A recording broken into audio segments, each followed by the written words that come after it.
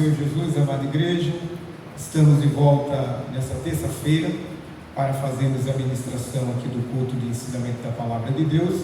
Eu quero nesse momento convidar todos os irmãos, as irmãs, aonde vocês estiverem, os lares de vocês, vamos orar para nós darmos início a esse momento de culto e logo em seguida vamos aos louvores. Oremos ao Senhor. Bondoso e glorioso Pai, estamos agradecidos por estarmos de volta novamente a esta casa, para mais uma vez te adorarmos, Senhor, na tua santa presença, onde estaremos te louvando, te exaltando, aprendendo da tua palavra, Pai. Que a tua boa mão permaneça conosco, guardando a tua igreja, livrando de todo mal, Senhor. Que haja em nós o despertamento, a alegria, o contentamento, conforme a tua palavra que fora pregada para nós no domingo, Senhor. Que haja, meu Deus, a tua presença conosco, nos restaurando e nos restabelecendo na tua presença. Pai amado, te agradecemos por esses instantes, em nome do Senhor Jesus Cristo. Agora, meus amados, nós vamos ao momento de louvor. Nós temos aqui louvores que serão apresentados. Então vamos a estes louvores e tenho certeza que através desses louvores seremos muito abençoados no nome de Jesus. Saudamos a igreja com a paz do Senhor. Nós vamos louvar o hino 204.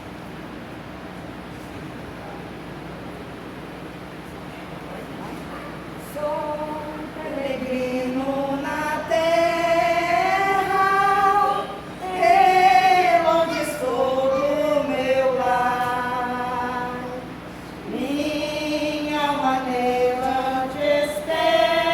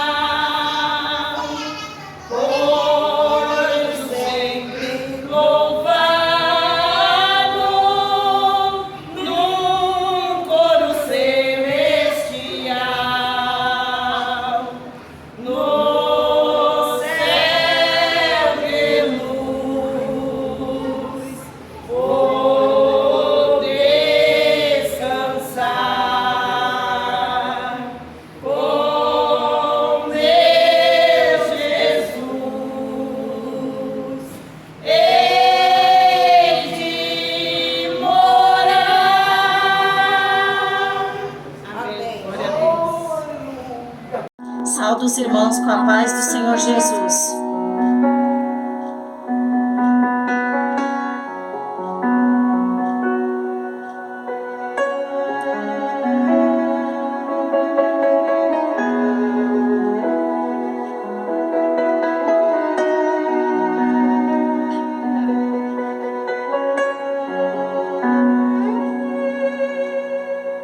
Está se preocupando à toa.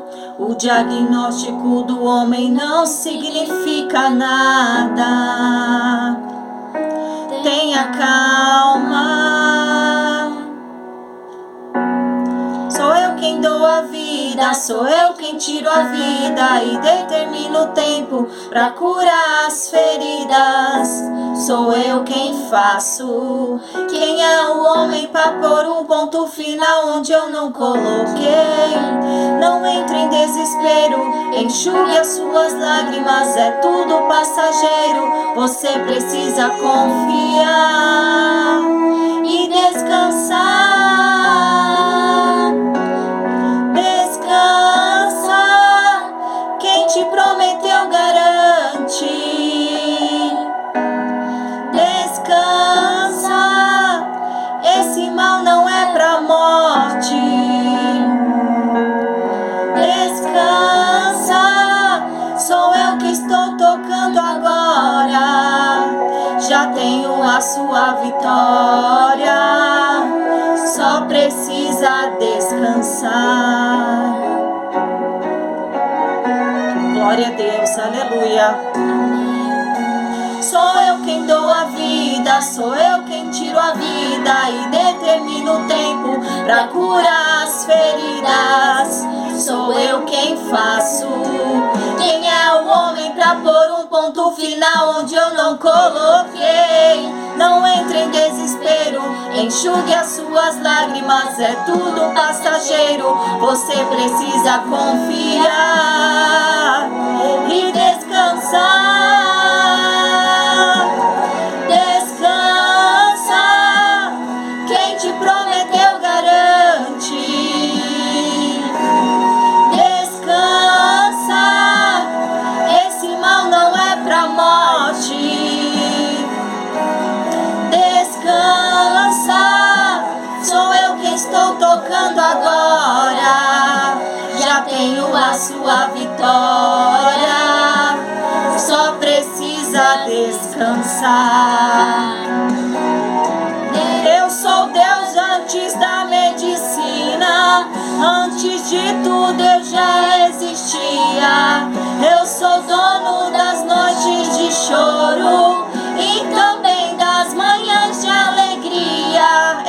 Eu sou dono de tudo, eu sou. Eu sou dono de tudo, eu sou. Descansa, quem te prometeu garante.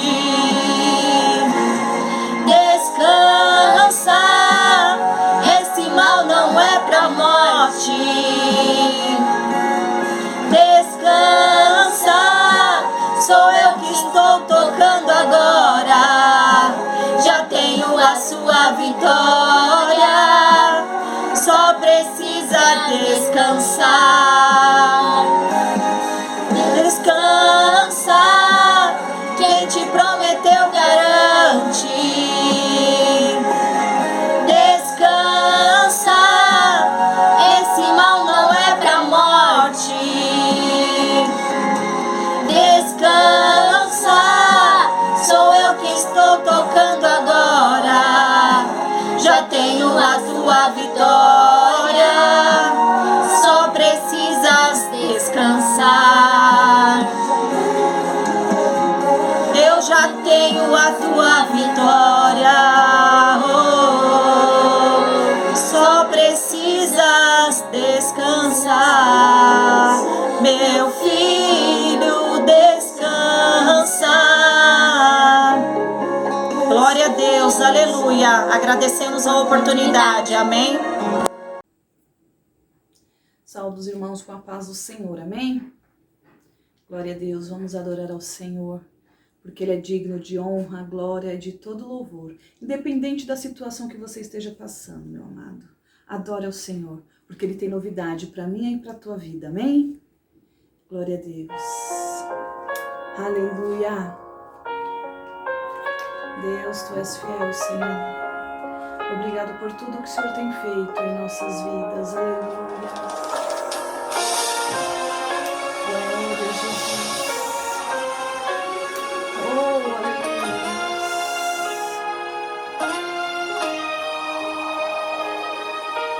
Deixa o meu vento te levar para um novo lugar, pra onde tu não sabes, é uma novidade, é parte do que eu prometi. E não precisa temer, pois eu serei com você. Te encherei de sabedoria, te encherei de conhecimento, e a minha graça não se apartará de você. Eu estou sentindo que está chegando uma novidade pra minha vida. É uma promessa antiga, esperada, desejada, tão sonhada, que está chegando uma novidade, uma novidade.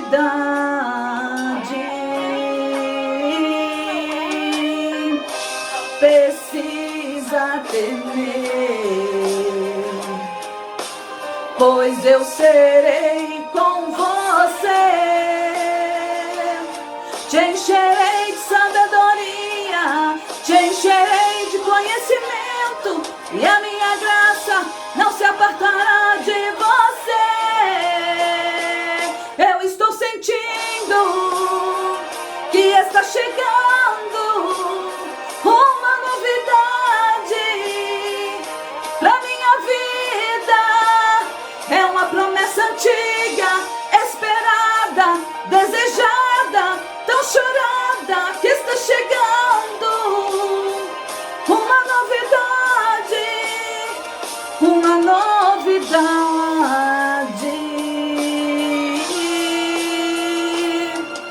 Estou me levantando, teu tempo está chegando. Fiel fostes no pouco, e sobre o muito te colocarei. Estou me levantando, teu tempo está chegando. Fiel fostes no pouco, e sobre o muito te colocarei. Estou me levantando, teu tempo está chegando. Fiel fostes no pouco, e sobre o muito te colocarei. Estou me levantando, teu tempo está chegando.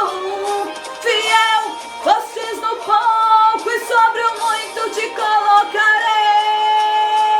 Eu estou sentindo que está chegando uma novidade para as nossas vidas. É uma promessa antiga, esperada, desejada, tão chorada, que está chegando uma novidade. Eu estou sentindo que está chegando uma novidade para as nossas vidas. É uma promessa antiga, esperada, desejada, tão chorada, que está chegando uma novidade, uma novidade, uma novidade. Aleluia! Creia na novidade do Senhor para a tua vida, amém? Deus abençoe. Glória a Deus, graças a Deus. Espero em Deus que estes louvores das quais nós ouvimos tenha servido de edificação para a Igreja do Senhor Jesus Cristo. Também eu quero convidar os irmãos para o momento do ofertório. A palavra de Deus, só para que nós tenhamos entendimento do que vamos estar fazendo, o momento do ofertório, a palavra do Senhor registrada no livro de Crônicas, capítulo de número 29 de 1 Crônicas, é o último capítulo. Há uma oferta que está sendo designada para a obra da construção do templo. Davi, ele colocou no seu coração o desejo de construir o templo para o Senhor. É bem verdade que Deus, ele não habita em templo feito por mãos de homens. Deus habita em nós somos a habitação de Deus. Imagine que privilégio nós temos. Mas, dentro desse texto bíblico, 1 Crônicas 29, nós vamos encontrar algumas orientações para oferta. Verso 2 vai dizer: eu, pois, com todas as minhas forças, já tenho preparado para a casa de meu Deus, ouro para as obras de ouro, e prata para as obras de prata, e cobre para as obras de cobre, ferro para as de ferro, e madeira para as de madeira, pedras sardônicas e as de engastes, pedras de ornato e obra de embutido, e toda sorte de pedras preciosas e pedras mármores em abundância.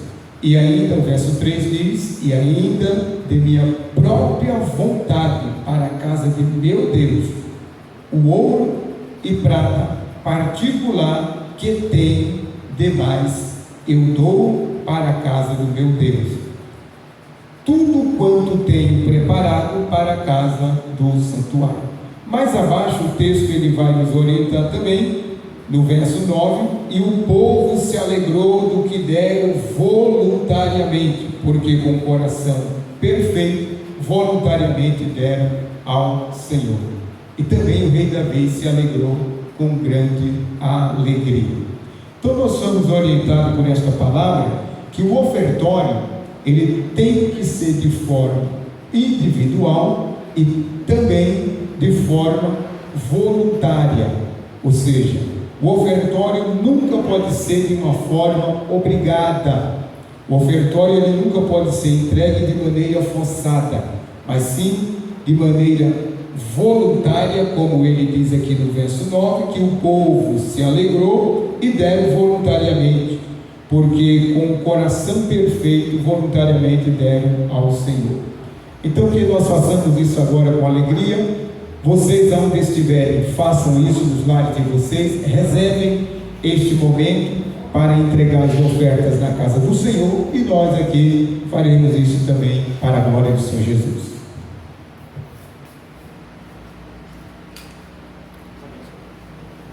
Graças a Deus. Entregue o ofertório, vamos então ao momento de consagração. Aonde você estiver no seu lar, pegue aí, vamos consagrar. Depois você se programe e venha aqui para que assim possamos estar destinando para a obra do Senhor. Então vamos consagrar o ofertório para a obra do Senhor Jesus. Eterno Deus, bondoso Pai, neste momento, Senhor, nós apresentamos diante do Senhor os dízimos, ofertas, os votos que teus filhos, de forma voluntária, generosa, alegre, entregou para a tua obra, Pai. Abençoado seja, que em tudo o teu nome seja glorificado, Senhor. Obrigado, Pai bendito, por esta oportunidade de estarmos semeando no teu reino, Senhor. Abençoado seja a vida do teu povo, e que em tudo os teus filhos sejam prósperos e abençoados. Aqueles e aquelas que não tiveram, Senhor, que tua boa mão os alcance, para que teus filhos possam ter, para com alegria e voluntariedade, servir ao Senhor, ofertando em tua casa. Assim consagramos no nome de Jesus. Consagrado está para a obra do Senhor Jesus. Convidamos aos amados irmãos agora para o momento da palavra do Senhor. Hoje é o nosso culto de ensino, onde vamos estar aprendendo um pouco mais da palavra do Senhor. A palavra do Senhor está registrada no livro de Neemias, capítulo de número 5. Neemias, capítulo de número 5. Convido aos irmãos para esta meditação. A palavra do Senhor vai nos trazer a seguinte orientação. Eu lerei e vocês acompanham onde vocês estiverem. Foi, porém, grande o clamor do povo e das suas mulheres contra os judeus, seus irmãos. Porque havia quem dizia: com nossos filhos e nossas filhas nós somos muito, pelo que tomemos trigo para que comamos e vivamos. Também havia quem dizia: as nossas terras, as nossas vinhas e as nossas casas empenhamos para tornarmos trigo nesta fome.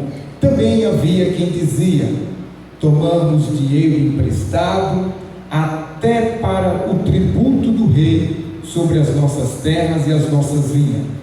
Agora, pois, a nossa carne é como a carne de nossos irmãos, e nossos filhos como seus filhos.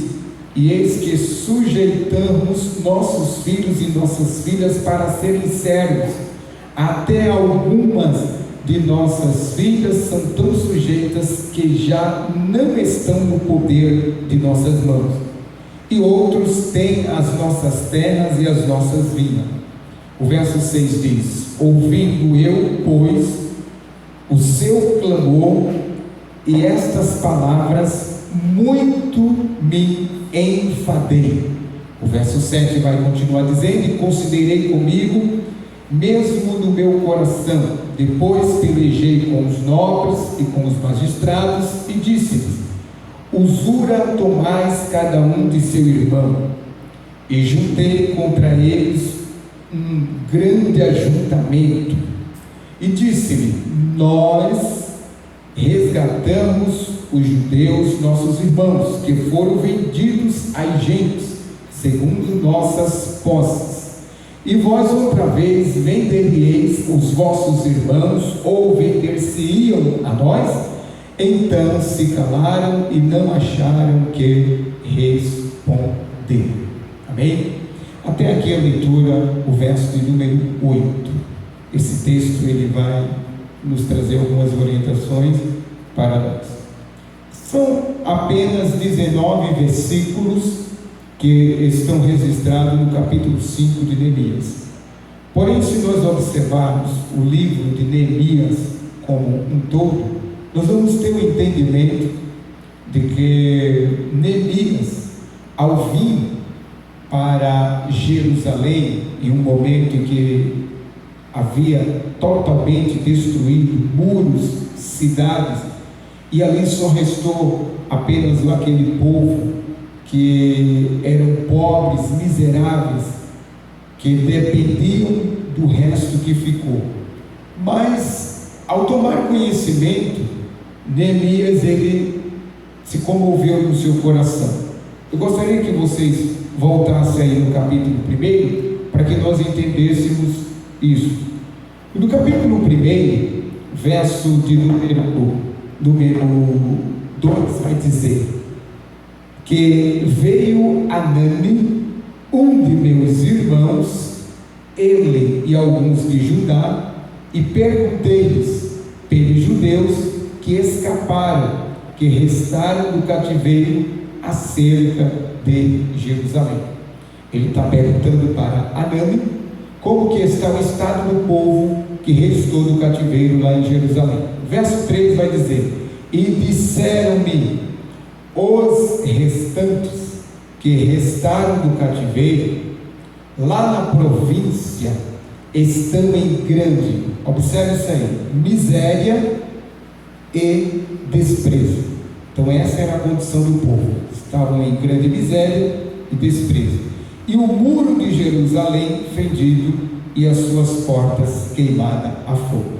Então esse é o quadro do contexto geral do que estava acontecendo com o povo que ali estava. Capítulo 2 de Neemias vai nos registrar então que ele recebe ordem do rei para ir, para voltar. Ele era copeiro, ele recebe ordem do rei com carta autorizada, totalmente documentado, para voltar para a sua terra para ver a situação do seu povo. Ele volta, ele passa por algumas cidades, por alguns povos, por alguns reinos, apresentando a carta que o rei Artaxerxes havia lhe dado. Ele apresenta, ele tem toda a liberação, ele já começa a sofrer alguns embates por Sanbalat, por Tobias, começa já a ter esse sofrimento, e daí ele dá seguimento. Ele vai chegar até então ao momento em que ele chega para dar uma olhada como que estava vivendo o povo. Se vocês perceberem, meus irmãos, observem aí na Bíblia de vocês, capítulo 2, o verso 11, é a chegada dele, e ele diz assim: e cheguei a Jerusalém e estive ali 3 dias. O verso 11 do capítulo 2. O verso 12 diz: e de noite me levantei, eu e poucos homens comigo, e não declarei a ninguém o que o meu Deus me pôs no coração para fazer em Jerusalém. Perceba que Neemias, ao chegar em Jerusalém, ele chegou com uma grande missão. Ele viu o estado do povo como que estava, mas ao chegar ali, ele foi olhar a terra como que estava a cidade, os muros, a situação do povo, e realmente era uma situação lastimável, era uma situação de pobreza, de miséria e de tristeza como eles estavam vivendo. Mas conforme nós observamos aí no verso 12, havia dentro do coração de Neemias uma disposição para a realização de um trabalho, mesmo encontrando uma nação, seu povo, sua gente totalmente destruído. Mas havia dentro do coração dele um propósito ao qual Deus havia colocado. Ele não declarou para ninguém o que Deus havia falado ao coração dele para fazer. Se vocês observarem o verso 13, 14, 15, ele sai pela cidade, ele anda, ele encontra os destroços, os entulhos, os monturos. Chega a lugar que ele não consegue ir mais na sua cavalgadura, em cima do seu cavalo, ele tem que ir a pé, e ele anda a pé, olhando toda aquela desgraça, aquele momento triste para o povo. Ele não se abateu com isso, muito pelo contrário, ele se animou-se em fazer alguma coisa em benefício do seu povo. Isso é uma lição importante, que eu gostaria de deixar registrado aqui. Mas o capítulo 2, ele vai mostrar para nós que Neemias ele vai dar seguimento à obra, e ele sofre algumas ameaças, alguns embates, algumas perseguições, mas ele não se deixa se vencer por isso. O capítulo 3, ele vai nos mostrar que aqueles que se dispuseram em trabalhar com Neemias, esses homens se destacaram e entraram para a história, ou seja, esses homens fizeram história. Eles começaram a edificar ou reedificar novamente todas as portas pelas quais eram as passagens de entrada daqueles que faziam os trabalhos. Vocês vão encontrar registrado aí a porta do gado, por onde passava o gado, a porta do peixe, a porta em que ele vai mostrar aí das ovelhas, e todas essas portas elas haviam sido destruídas, que era o acesso que dava para o trabalho deles. Tudo isso foi reedificado, tudo isso foi novamente recuperado, e daí segue-se a obra do Senhor. Esses homens fizeram história, e eles entraram para a história. O capítulo 4 de Neemias é um momento em que Neemias vai sofrer muito os ataques dos inimigos. A gente sabe perfeitamente que Sanbalat era um dos tais. A gente sabe perfeitamente que Tobias era um outro que muito ameaçava a vida de Neemias. Ele sofreu afronta, ele sofreu injúria, ele sofreu calúnia, ele sofreu muito, mas ele não se deixou se vencer por nada disso. Ele não se deixou, ele continuou. Se você observar aí, capítulo 4, dá uma olhada no verso 19, eu vou ler para vocês, vocês acompanham. E disse eu aos nobres e aos magistrados e ao resto do povo, grande é, extensa é a obra, e nós estamos apartados do muro, longe uns dos outros. Olha o que vai dizer o verso 20: no lugar onde ouvirdes o som da buzina, ali vos ajuntareis conosco. Olha a frase final, o que diz: o nosso Deus pelejará por nós.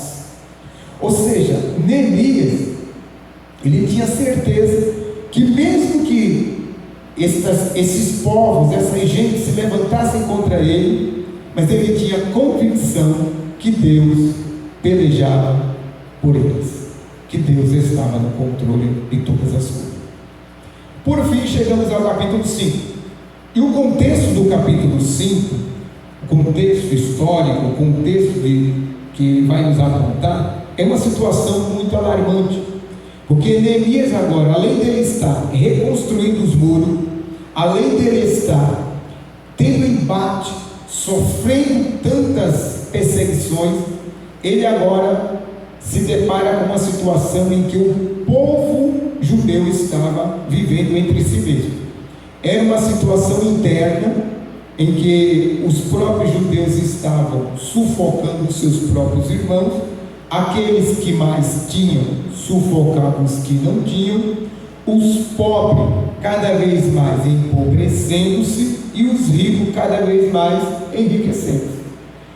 Isso, o enriquecimento ilícito em cima dos pobres, sufocando-os, infringindo leis, e com isso os pobres se manifestam, porque observa aí o início do texto. O verso 1 diz assim: foi, porém, grande o clamor do povo e de suas mulheres contra os judeus, seus irmãos. O contexto que nós estamos vendo aqui é uma crise econômica em que eles estavam vivendo nesse momento, muito triste, muito alarmante. Nós vamos observar isso dos versos 1 ao verso 5, mas observe a manifestação que começa. Há uma reação do povo, juntamente com o apoio das mulheres, se juntam-se e vão, como que possamos assim dizer, vão reivindicar os seus direitos. Dentro dessa reivindicação, Neemias, ele já está tomando conta da reconstrução dos muros, do trabalho da obra do Senhor, sofrendo perseguição, e agora mais esse problema interno para ser resolvido. Quem lidera, quem está à frente liderando, quem tem responsabilidade de liderança, quem cuida de gente, de pessoas, precisa sempre dar uma lida no livro de Neemias. Porque o livro de Neemias, para quem está na liderança, vai nos trazer orientações importantes, como cuidar do povo, como resolver problemas internos do povo, como lidar com famílias que estão vivendo a separação, famílias que estão vivendo a perda. Enfim, o livro de Neemias vai nos dar um norte de como devemos liderar com diretriz, com base na orientação de Deus na nossa vida. Porque o líder, ele precisa ter a graça de Deus para liderar. Esse livro é muito lindo. Nós vamos ver que essa manifestação gerada é devido a uma situação. Isso aí é óbvio, não tem como escapar disso. E a situação é justamente essa. Está havendo uma briga interna entre os próprios judeus, e nesta briga interna que está havendo entre eles, está tendo injustiça. A lei que Deus havia dado aos seus filhos, o povo de Israel, para se seguir, ela estava sendo quebrada, ela não estava sendo cumprida conforme deveria ser cumprida, e com isso aí então o povo se manifesta. A participação das mulheres é muito importante aí, porque a participação das mulheres se destaca-se aí no verso 1, quando vai dizendo que as mulheres se ajuntou, as mulheres estavam nesse ajuntamento, a força feminina estava nesse ajuntamento, e elas vão em busca dos seus direitos, Então, primeira coisa que eu gostaria de tratar aqui com os irmãos, a situação do momento não era uma situação favorável a Neemias, era uma situação que não estava favorecendo a ele. Com esse problema gerado, ele tinha que solucionar isso também, mas ele não podia parar a reconstrução dos muros. Se ele para aquela missão a qual Deus havia colocado dentro do seu coração, ele não teria concluído. Se vocês observarem aí, capítulo 6, vai lá rapidamente, verso 5, verso 15 do capítulo 6, vai dizer assim: e acabou-se, pois, o muro aos 25 de Elu. Elu é mais ou menos, corresponde para nós o mês de agosto ou setembro, meados de agosto a setembro. Em 52 dias. Já imaginou o trabalho realizado deste homem com aquela equipe? Em 52 dias, reconstruíram, colocaram de pé os muros. Por que primeiramente os muros? Isso também é um detalhe que nós temos que observar. Porque os muros era o que trazia na antiguidade para o povo que vivia naquela época. O muro era a proteção da cidade. Os muros eram a garantia de que aquela cidade estava protegida, guardada. Haja vista, era em cima das muralhas que ficavam os sentinelas, que ficavam vigilantes, olhando o vento, para dar os primeiros anúncios, para que os exércitos estivessem preparados para a peleja, a batalha. Então os muros traziam segurança, guarnição, proteção, firmeza para a cidade. E perceba que em 52 dias ele reedificou isso. Mas não foi só reconstruir muro, sofrer perseguição, sofrer levante, como já falamos, e enfim, uma situação interna em que é uma crise econômica muito grave, porque nós vamos observar a partir do verso 2, observa aí para você entender isso melhor, que essa crise agravante, até que ponto ela está? Verso 2 vai dizer: porque havia quem dizia, primeiro momento, com nossos filhos e nossas filhas, nós somos muitos, ponto e vírgula, pelo que tomemos trigo para que comamos e vivamos. Para eles adquirirem o que comer para a sua sobrevivência, eles teriam que fazer algo que não era unicamente o trabalho em si, mas eles teriam que, se você observar mais abaixo agora no verso 3, olha aí, diz assim: também havia quem dizia, as nossas terras e as nossas vinhas e as nossas casas empenhamos, penhorando. Eles deram a penhor, casa, propriedade, para eles poder trabalhar nas suas próprias terras e poder colher e comer e sobreviver. Já imaginou o que é isso? O que é seu, você dá para você poder ter uma semente, um grão, para poder plantar aquilo que é seu, para poder sobreviver, devolver. O risco de perder era o que eles estavam vivendo. O verso vai dizer ainda aí, no verso No verso 4 diz: também havia quem dizia: tomamos dinheiro emprestado, que isso não é uma coisa boa, até para o tributo, para pagar os impostos ao rei, eles não tinham como pagar, e eles tinham que pegar emprestado para poder pagar os impostos sobre as nossas terras e as nossas vidas. Então eles penhoraram suas terras, penhoraram suas casas, penhoraram tudo que tinha, tomavam grão emprestado, plantavam, colhiam, devolviam. Então era uma situação calamitosa, muito triste.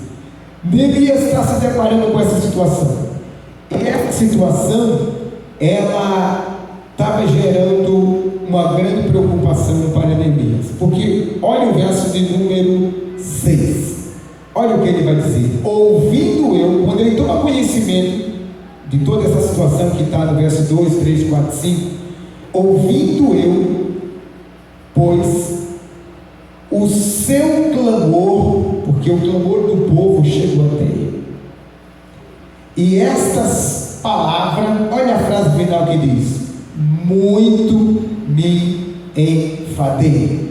Em alguma outra versão vai dizer: muito fiquei furioso.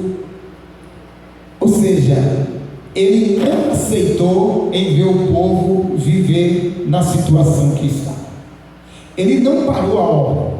A obra, ela houve uma parada por alguns anos, mas por conta não dessa situação, por conta da perseguição. Mas ele concluiu ela em 52 dias. Observamos o seguinte, que dos versos que nós aqui já acabamos de observar, do 1 ao 5, essa é a situação que está. As pessoas o que tinham que vender, ou tinham que penhorar. Aquilo que empenhorava, pegava, tinha que plantar na sua própria terra para poder sobreviver, tinha que pagar os impostos ao rei, pegava emprestado, ou seja, estavam vivendo uma calamidade terrível, terrível. E isso não era bom, porque isso não estava trazendo nada de bom para a edificação do povo. Mas nós vamos observar uma segunda parte desse texto, versos 6 ao 13. Eu queria que vocês observassem isso. A gente viu a manifestação de Neemias. Neemias, ele não está gostando disso, ele não está aceitando isso, e ele quer pôr um ponto final nisso. Verso 7 vai dizer: e considerei comigo mesmo no meu coração, depois pelejeis com. Ele foi pleitear esse assunto, conversar essa situação com os nobres e com os magistrados, e ele disse para eles: usura tomais cada um de seu irmão. Vamos parar nessa frasezinha aqui no meio aí do verso 7. Usura tomais cada um de seu irmão. Ou seja, o que Neemias está dizendo? Vocês estão fazendo errado. Vocês estão pegando dos pobres, sufocando eles e cobrando juros maior, ao ponto de vocês tomar para si a única coisa que eles têm. Qual era a orientação? Isso estamos falando não de gente diferente, mas dos próprios judeus, os ricos sufocando os pobres. Aí eu gostaria que vocês rapidamente entendessem comigo texto que está registrado em Êxodo 22, 25. Vamos lá, rapidamente, para vocês entenderem isso. Êxodo é o segundo livro da Bíblia, capítulo 22 e verso de número 25. Êxodo 22, 25 traz a seguinte orientação. Isso daí vai falar acerca da lei, de algumas leis que foram colocadas para a orientação do povo. E o verso 25 diz: se emprestares dinheiro ao meu povo, vírgula, ao pobre que está contigo, não te haveres com ele como um usurário, ou seja, não empreste com juros exorbitantes, exagerado, acima, com excesso. Ponto e vírgula. Não lhe imporás usura ou juros. Qual era a orientação da lei? Eles estavam quebrando a lei, e quebrar a lei é algo que deixa Deus indignado. Infelizmente, nós vivemos situações alarmantes em que a lei ela é infringida e daí começa a vir a injustiça. Não só em Levítico, não só em Êxodo, como lemos, Levítico também vai orientar o povo sobre isso, que eles não deveriam prestar aos seus patriotas com juros nenhum, com nenhum juros. Eles eram proibidos de emprestar com juros, por orientação de Deus ao seu povo. Eles teriam que compartilhar, ajudar. Levítico vai falar isso também, e Deuteronômio, que é uma repetição da lei, também vai falar esta mesma orientação para eles, que eles não deveriam fazer isso com seus próprios. Mas o final do verso 7, volta lá para o nosso texto básico de Neemias 5, o final do verso 7 vai dizer: e ajuntei contra eles quem? Contra os magistrados e contra os nobres, pessoas de poderes, né? Ajuntei contra eles, verso final, a parte final do verso aí, um grande ajuntamento. Lembra do verso primeiro que nós lemos aqui? O povo e as mulheres, a força feminina, juntamente com o povo, foram. Então Neemias tinha o apoio dessa gente para poder resolver isso com o seu próprio povo ali internamente. E eles se reuniram para tentar resolver essa situação. A gente vamos observar que eles próprios infringindo a lei entre si, isso estava causando a indignação. Deus não estava aceitando isso. E o verso 8 diz: e disse-lhe: nós resgatamos os judeus, nossos irmãos, ou nós, aliás, resgatamos os judeus, nossos irmãos, que foram vendidos às gentes, ou seja, ao povo estrangeiro, outras nações, segundo nossas posses. E vós outra vez vendereis os vossos irmãos, ou vender-se-iam a nós? Então se calaram e não acharam que responder. Ou seja, Neemias, ele, além de liderar, ele é um pacificador. Ele é um pacificador. Quando a gente lê, se você puder, vai lá, Mateus capítulo 5, vamos lá?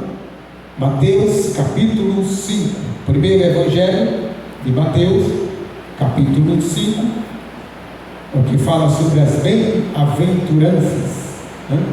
Mateus 5, verso de número 9, olha o que vai dizer para nós: bem-aventurados os pacificadores, porque eles serão chamados filhos de Deus. Ora, quem são os pacificadores? São aquelas pessoas, ele ou ela, homem ou mulher, que vai promover a paz ou restabelecer a paz entre pessoas. Então, nós somos chamados com essa missão: pacificar. Nós não somos daqueles tipos de crentes agitadores, bagunceiros, desordenados, desorientados. Isso é pessoas que não têm juízo, né? Nós não somos desse tipo de gente. Nós somos daqueles que foi chamado para orientar o povo e para pacificar as partes, com isso reconciliando, ajudando e resolvendo situações. Pois bem, Neemias está nos trazendo essa orientação. Ele procura as autoridades, os nobres, os magistrados, e vai falar com essas autoridades. E ao falar com essas autoridades, eles colocam: olha, vocês estão infringindo lei. A lei não nos ensina isso entre nós. A lei não manda emprestar com usura, com exageros de juros. Não, a lei não está ensinando isso para nós. Vocês querem aqueles irmãos nossos que foram já vendidos, repatriados, a gente conseguiu trazer eles de volta para a nossa pátria. Agora vocês querem usufruir deles, tirar ganho, causa própria em cima do povo. Então, diz aí que Neemias, ao se posicionar dessa forma, eles se calaram, porque eles viram que estavam errados. Boa coisa é sermos corrigidos e aceitarmos a correção. Ruim é nós sermos corrigidos, sabendo que estamos errados e não aceitar a correção. Aí nós sofremos duplamente. Eles se calaram, e ao calar, dá-nos a entender que eles estão realmente dizendo: estamos errados, precisamos corrigir isso. Verso 9, vai lá. Porque aí, no verso 9 diz assim: disse mais: não é bom o que fazeis. Porventura não devieis andar no temor do nosso Deus, por causa do opróbrio dos gentios, os nossos inimigos? Ou seja, essa palavra opróbrio é o mesmo que dizer eles ficar tirando vantagem da gente, zombando da gente, humilhando a gente, envergonhando a gente. Então, não é bom que isso aconteça entre nós. Nós não fomos chamados um para envergonhar o outro, um para humilhar o outro, um para desonrar o outro, não. Então ele falou: vamos arrancar isso do nosso meio. São coisas que não convêm a nós.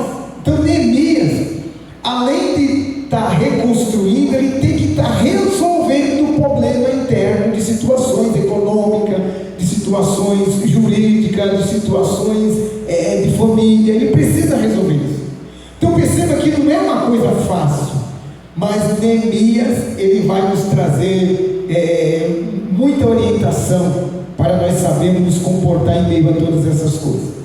Caminhamos rapidamente. Verso 10 diz: também eu, meus irmãos e meus moços, ajuro-lhes, temos dado dinheiro e trigo. Ponto. Olha, agora pensando isso aqui. Deixemos este ganho, ou seja, vamos parar com isso aqui. Eu não posso fazer isso com os meus irmãos, nem vocês fazer isso comigo. Então eu deixo de fazer, vamos deixar todos de fazer o que é o errado e vamos fazer o certo. A igreja está aqui na terra para fazer o que é certo e não o que é errado.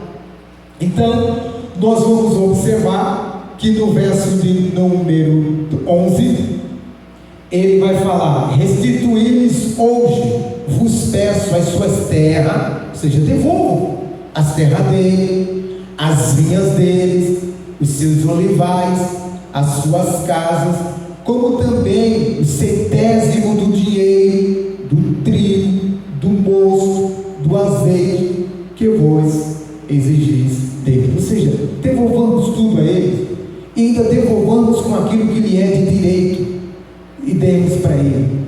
Olha o verso de número 12. Então disseram: restituí-lo-emos e nada procuraremos dele.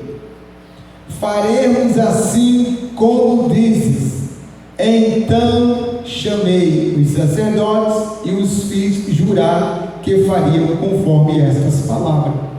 Ou seja, já que vocês estão de acordo com o que eu estou falando com vocês, mediante aquilo que nós somos orientados por lei, dado a Moisés, então vamos fazer isso diante de um homem de Deus, o sacerdote. Porque fazendo assim, eles não teriam como agora voltar atrás. E o verso 13 vai nos apontar então que Neemias, ele faz um ato. Neemias aqui está sendo usado por Deus de uma forma profética, do verso 13.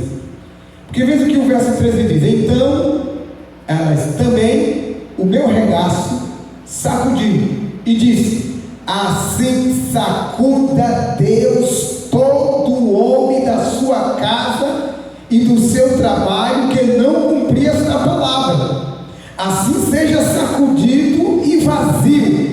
E toda a congregação disse amém, e louvaram ao Senhor, e o povo fez conforme esta palavra. O que eu entendo aqui, Neemias, ele não se calou-se em tempos de crise. Nós estamos vivendo um tempo de crise terrível. Temos visto irmãos, pastores, obreiros, homens, mulheres, famílias vivendo momentos alarmantes. E é bem verdade, pela situação que vivemos. Mas um conselho pastoral mediante a palavra de Deus: se atenham à palavra do Senhor. Se nós nos atemos à palavra de Deus, nunca, jamais nós seremos enganados, ou nunca, jamais nós andaremos desesperados. Paulo chega a registrar que o mundo anda cambaleando como uma pessoa que está tonteando, está bêbado, batendo cabeça. O mundo, a igreja não. A igreja, ela não anda como o mundo anda. A igreja, ela anda de cabeça erguida. Nós não somos homens e mulheres de Deus para estarmos aí batendo cabeça, desesperados, porque nós temos o Espírito de Deus. O mesmo irmão Paulo vai escrever dizendo que a nós não foi dado um espírito de temor, de medo, de susto, de espanto, mas a nós foi dado um espírito de fortaleza e de poder. Então nós temos o Espírito de Deus sobre a nossa vida. Em meio à situação, o caos que está, Neemias nos ensina que nós temos que ter uma posição cristã, uma posição de homem de Deus, de mulher de Deus, para procurar solucionar situações das mais adversas que sejam. Pois bem, com isso, no verso 13, nós chegamos a um entendimento importante, porque eu vejo Neemias sendo usado por Deus como uma fala profética. Quando ele fala do que vai sacudir o ragaço aí, o regaço, que era justamente uma sobra de pano que ele tinha sobre a sua cintura, entre a cintura e o seu joelho, ele tira esse pano, e ele pega este pano, e ele sacode este pano, e ao fazer este ato, ele está dizendo: olha, palavra firmada foi esta que vocês falaram aqui diante do homem de Deus, o sacerdote. E ele, como homem de Deus, como líder de Deus, Neemias, ele pega esse pedaço de pano e ele sacode, e ao sacudir ele falou: Deus vai fazer assim com quem não cumprir esta palavra, vai sacudir. E o sacudir de Deus não é coisa boa. O sacudir de Deus, conforme as palavras proféticas de Neemias aqui, que ele está falando para o povo, ao Senhor sacudir, então poderia vir alguma situação calamitosa sobre a casa. Quando fala casa, está falando de família, sobre o trabalho. As coisas poderiam ficar difíceis com relação ao trabalho. Se vocês não cumprem esta palavra, as coisas podem se esvaziar, faltar. Mas o povo se alegrou e o povo disse amém. O povo aceitou a palavra. Aceite a palavra de Deus sobre a sua vida. Aceite a situação do momento, não como um ponto para que eu e você se renda assim, mas para que eu e você saibamos se comportar no meio dessa situação. O povo falou amém. O povo louvou ao Senhor e o povo fez conforme a palavra. Esse é o segundo ponto desse assunto aqui. Terceiro e último ponto, versos de número 14 aos versos de número 19, nós vamos encerrar então essa parte de ensinamento. Mas observe, dos versos 14 ao 19, a gente vamos observar a bondade que está na vida de Neemias e também a honestidade que está sobre a vida deste homem. Este homem nos ensina que liderar é você saber ter um coração bondoso e honesto. E quando se fala de bondade e honestidade, é muito difícil, porque às vezes há quem diga que pela situação em que a pessoa está vivendo, ou pelo momento em que a pessoa está passando, ou pelo momento em que nós estamos vivendo, há quem diga que não haverá dias melhores, dias bons, não haverá momentos felizes, mas eu tenho uma palavra da parte de Deus, como orientação de Deus, para te dizer algo neste culto de ensino, em nome de Jesus, para a tua vida. Neemias nos mostra que em meio ao caos, em meio à situação mais difícil, Deus, Ele tem sempre pessoas as quais Ele levanta em momentos difíceis para fazer a diferença. Então eu acredito que Deus, como a palavra de Deus nos ensina, os remanescentes sempre existirão. Sempre existirão. Passam-se um, passam-se outro, mas os remanescentes sempre existirão. E o que os remanescentes fazem? Os remanescentes são aqueles que permanecem, perseveram, continuam convictos. A igreja, ela não pode se abater-se em meio a situações.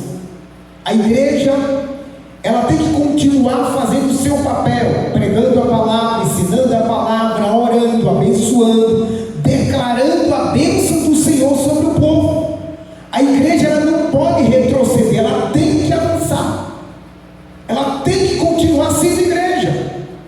Pode ser caindo fogo, ou caindo água, ou caindo neve, a igreja continua igreja. Então a igreja, ela não pode mudar. Aí eu quero conduzir vocês ao verso 14 até o 19, para a gente entender isso. Olha aí na tua Bíblia, onde você estiver, verso 14.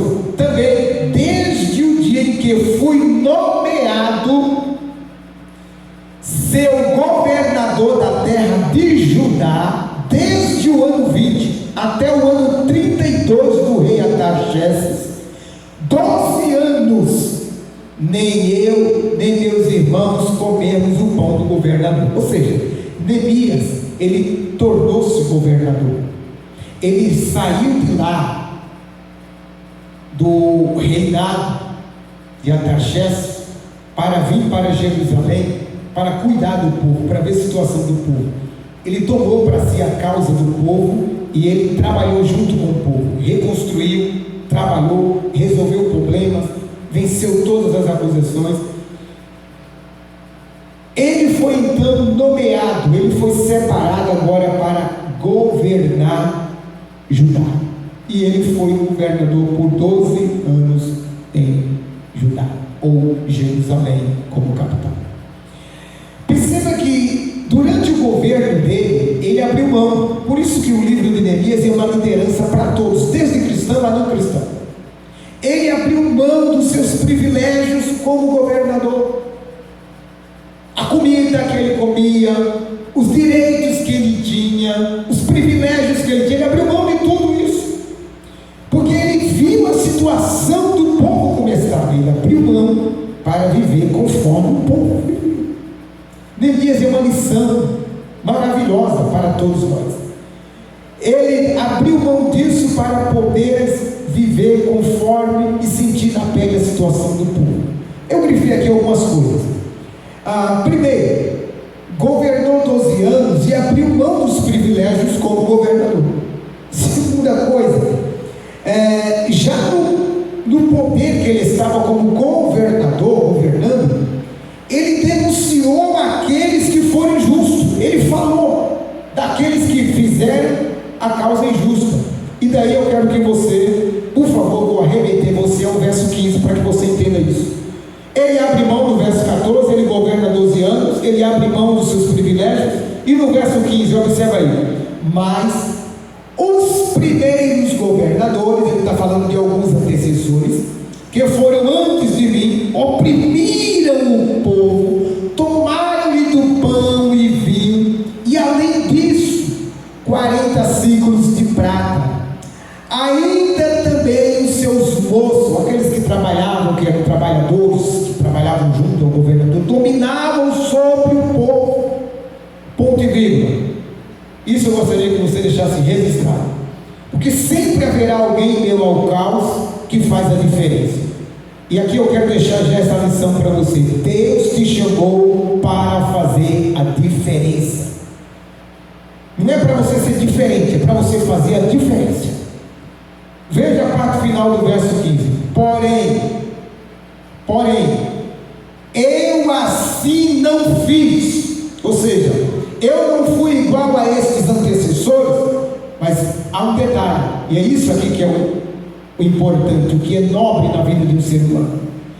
Porém eu assim não fiz, vírgula, por causa do temor de Deus. Aqui é onde está a diferença.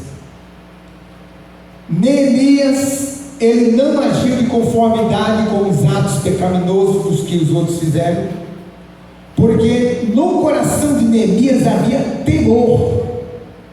E é isso que eu gostaria que vocês se atentassem, meus amados irmãos.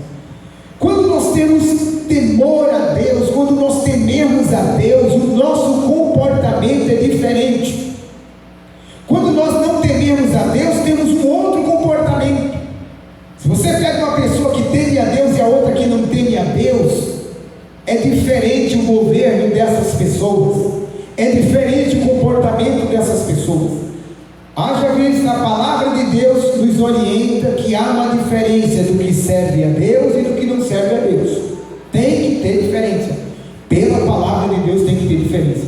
Há diferença do justo e há diferença.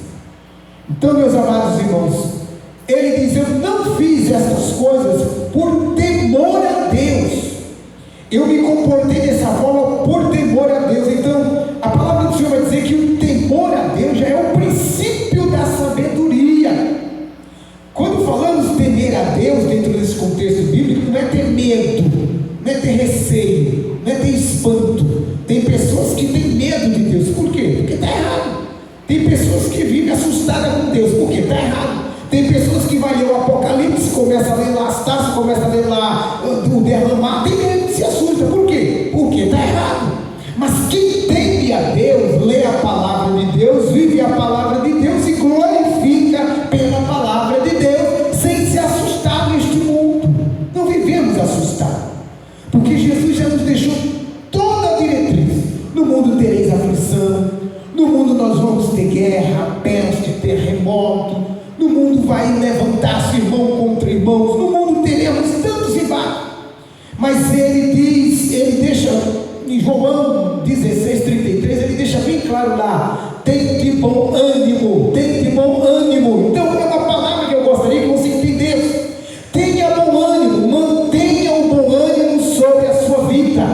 Se você manter o bom ânimo sobre a sua vida, você vai saber viver o hoje, o amanhã, o daqui 2 dias, 3 dias, um mês, um ano, o próximo ano, até Jesus voltar, se essa é a vontade dele, que eu e você alcance o arrebatamento com vida. Mas tem de bom ânimo, conserva isso dentro de você. E o teu bom ânimo é acreditar, é confiar, é crer, é temer a Deus. Neemias deixa essa lição no verso 15, e é justamente aqui o clímax, o âmago desta mensagem: o temor a Deus, o saber respeitar a Deus. Aí eu linkei aqui algumas coisas importantes para a gente poder caminhar para o tema. Os governos anteriores praticavam a injustiça, a extorsão, tiravam proveito, governavam para si. Quando governar para o povo, mas governavam para si. Eram líderes totalmente dominados pela ganância, pelo poder, pela conquista, pelo ter, tudo é meu. Os seus auxiliares também seguiam da mesma forma, aqueles que estavam trabalhando junto ao que governavam. Mas aí Neemias era diferente, porque Neemias temia a Deus. Outra coisa, Neemias nos ensina que governar não é tirar proveito do povo, e sim trabalhar para o povo. Isso é muito importante observar. Mas Neemias não tirava ganho do povo, mas Neemias sentia na pele que era do povo. Neemias só queria uma coisa no governo dele. E daí eu queria que você fosse ao verso 19, que é o último verso do capítulo 5. Ele diz assim, era o desejo de Neemias: lembra-te de mim para bem, ó meu Deus, e de tudo quanto fiz a este povo. Era só isso que Neemias queria. Neemias não está pedindo para ele ser ovacionado pelo povo, aplaudido pelo povo. Neemias não está pedindo para ele passar por tapetes para que o povo visse que ele era o governador. Não. Neemias não está pedindo para ele ter honrarias do povo. Não. Ele só está dizendo assim: lembra-te de mim, Deus. Lembra-te de mim para o bem. Ou seja, me dá bons dias, me dá términos abençoados. Lembra-te de mim, do bem que eu fiz a este povo, a esta gente.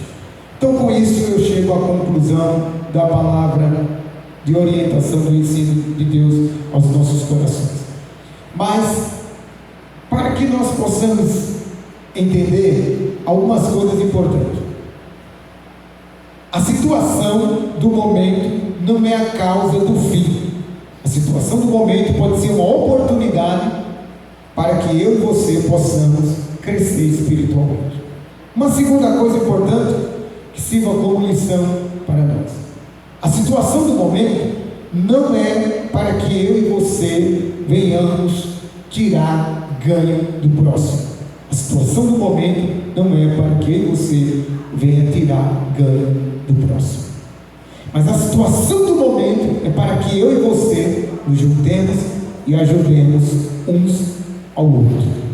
Ajude, estenda a mão a quem está precisando da tua mão. Estenda, dê o ombro para aqueles que precisam. Jesus, ele faz uma colocação muito linda, me vem à memória isso aqui, e ainda no dia de hoje eu lia sobre isso. Quando Jesus ele fala para os seus discípulos e diz: olha, estive preso e não me visitaste, estive com fome, não me deste de comer, tive sede, não me deste de beber. E os discípulos se expandem e dizem: Senhor, quando te vimos deste jeito, desta forma? Aí Jesus vai apontar: olha, está vendo estes pequeninos? Quando vocês fizerem a eles, vocês estão fazendo a mim. Então, a situação do momento não é para nós tirarmos proveito, mas é para nós ajudarmos. E se Deus tem dado graça para você ajudar, faça isso em nome de Jesus. Uma outra lição importante que nós observamos daí, dentro desse contexto bíblico: a situação, quem sabe, é o momento em que Deus está te preparando, te forjando. Forjar é preparar, te preparando para liderar, para cuidar. Então a situação pode ser uma causa pela qual Deus está te forjando para uma liderança na tua vida. Também dentro desse assunto a gente podemos escolher uma outra orientação importante. Faça a diferença, como a gente já falamos aqui. Faça a diferença. Faça a diferença. Faça a diferença como Neemias fez. Ele falou: não vamos infringir a lei, não vamos fazer retroceder, pegar os nossos irmãos e novamente vendê-los para nós termos ganho dele, enfim, se apoderar-se do que é do nosso irmão. Não vamos fazer isso, vamos fazer diferente. Então, sejamos diferentes neste mundo tão difícil. Uma outra orientação que a gente observa aqui: nunca perca o temor de Deus no seu coração, na sua vida. Nunca perca. Perdeu o temor, perdemos toda a direção do que é ser um verdadeiro cristão na presença do Senhor.